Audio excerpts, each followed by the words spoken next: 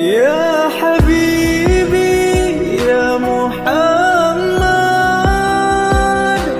يا عروس الخفقين. Bismillahirrahmanirrahim. Assalamualaikum warahmatullahi wabarakatuh.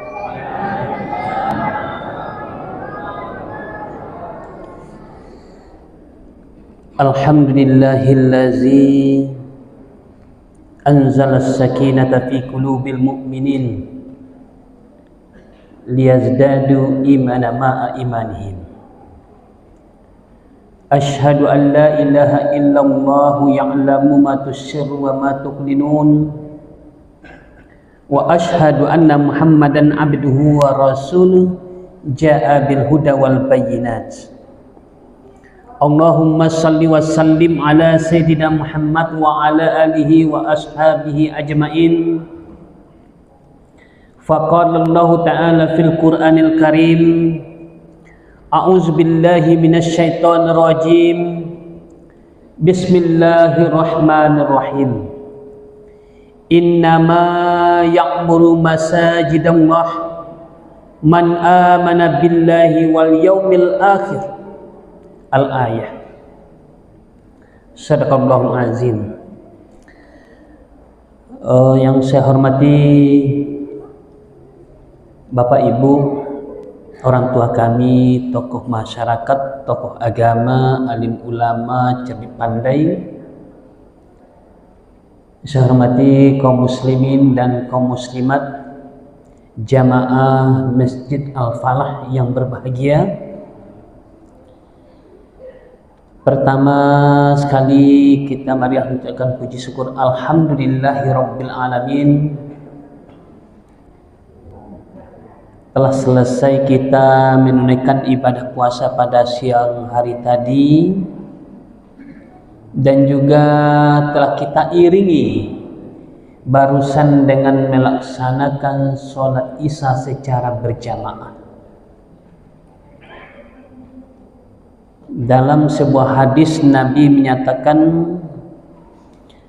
man shalla isya fi jamaah faka'annama qama nisful lail. Man shalla subh fi jamaah faka'annama salatul lail kullaha.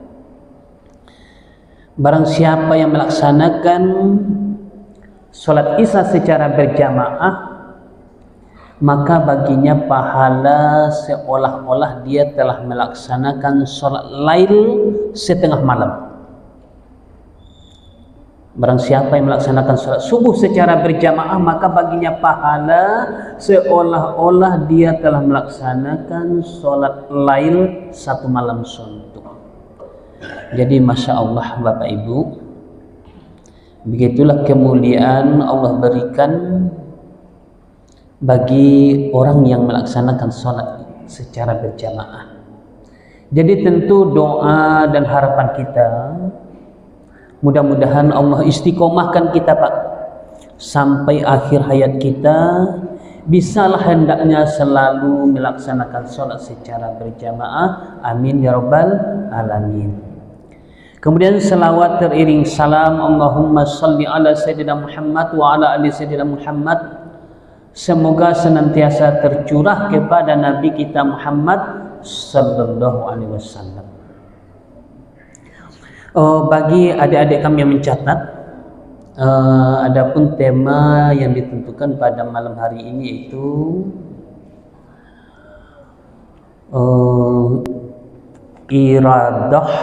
idarah, imarah, dan riayah. Yakni dan maksud dan intinya adalah bagaimana kita pengelolaan masjid dengan baik. Bapak Ibu jamaah sholat tarawih yang berbahagia, masjid itu memiliki peranan yang sangat penting di dalam pembinaan umat ataupun masyarakat.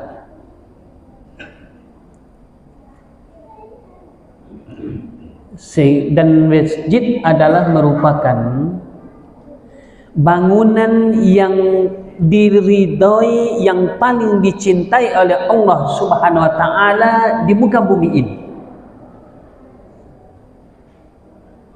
Masjid adalah merupakan bangunan yang paling dicintai oleh Allah Subhanahu wa taala. Ahabbul biladi ilallahi masajiduha wa abghadul biladi ilallahi aswaquha. Yang bangun yang paling dicintai oleh Allah Subhanahu wa taala di bumi ini adalah masjid-masjidnya, dan yang paling dibenci adalah pasar. Kenapa, Bu? Masjid menjadi tempat yang dicintai oleh Allah? Karena insya Allah orang-orang yang datang ke masjid adalah orang-orang yang sadar akan dirinya. Orang yang datang ke masjid adalah orang-orang yang menyadari dia adalah sebagai seorang yang hamba, sehingga dia datang ke masjid adalah untuk menghambakan diri kepada Allah Subhanahu wa taala.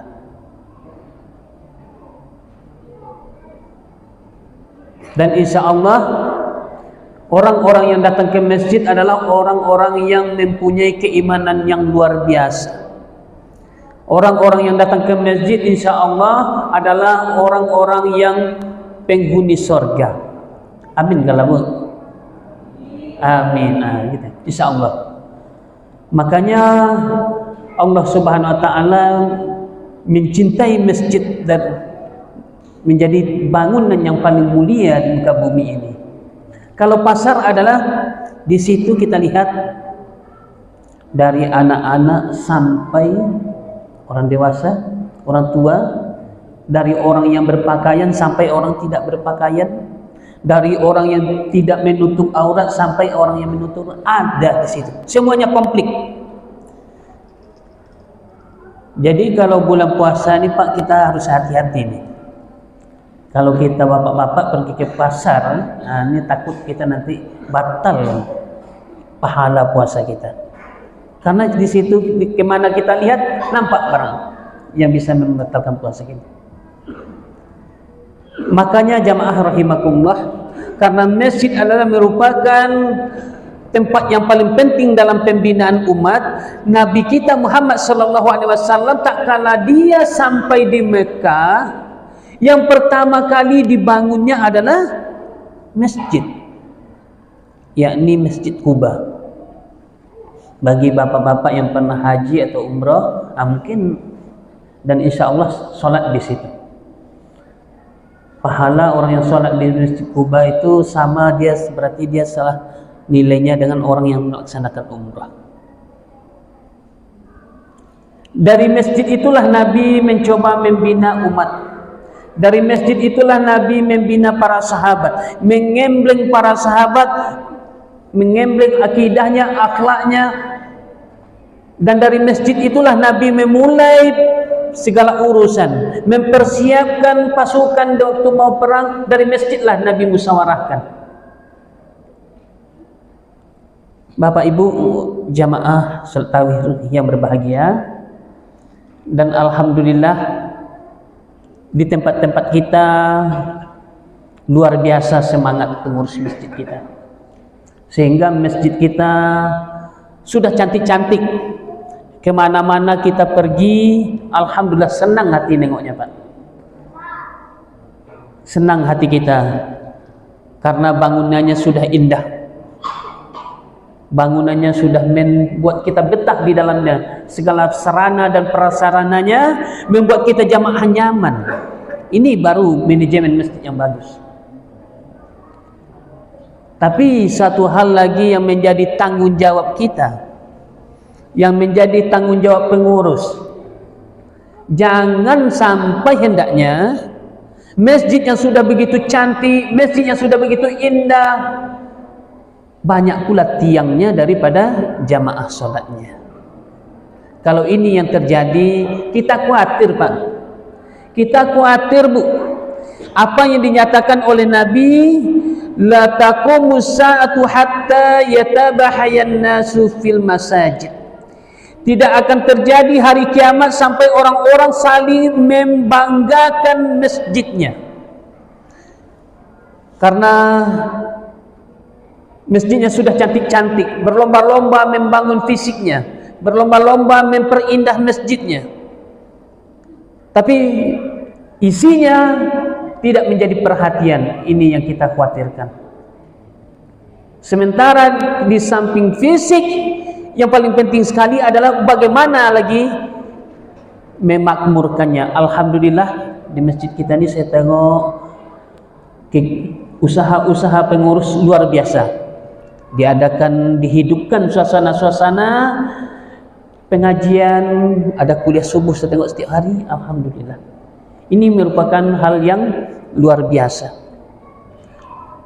Jamaah rahimakumullah, ada lagi satu hal yang sangat penting yang harus kita perhatikan. Di samping pembangunan fisik, bagaimana hendaknya masjid ini juga bisa menjadi penumpang ekonomi umat, Pak. Dari masjid ini bagaimana hendaknya bisa membantu masyarakat kita. Karena tidak semua masyarakat kita orang yang berkecukupan. Bagaimana sehendaknya dari masjid ini bisa memfasilitasi sarana tentang kesehatan bagi masyarakat kita. Ini baru luar biasa. Kalau kita contoh di Indonesia ini Masjid Joko Karian, Pak. Di situ insya Allah kalau ada masyarakat sekelilingnya yang sakit, ditanggulangi oleh masjid. Kalau ada masyarakat yang kurang mampu, dibantu oleh masjid. Nah, ini yang harus kita coba, bagaimana masjid kita juga bisa macam itu.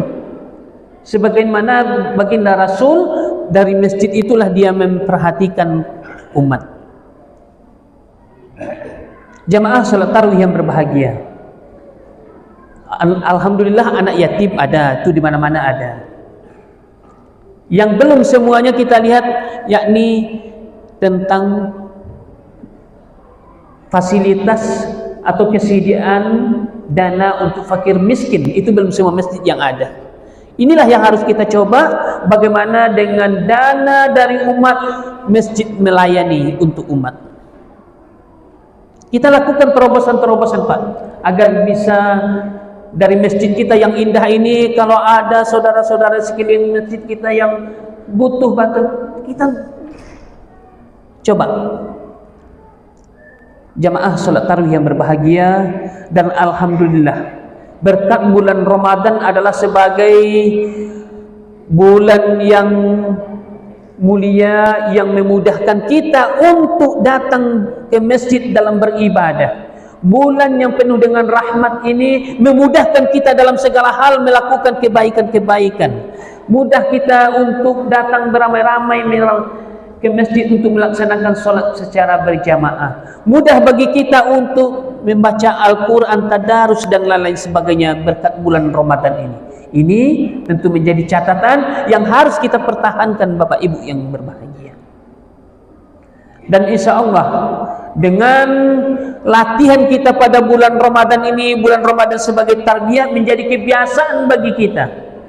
Dengan kedermawanan kita selama bulan suci Ramadan, karena kita menyadari bahwasanya apapun kebaikan yang kita lakukan di bulan Ramadan ini lipat gandakan oleh Allah Subhanahu wa taala, menjadi kebiasaan bagi kita setelah selanjutnya.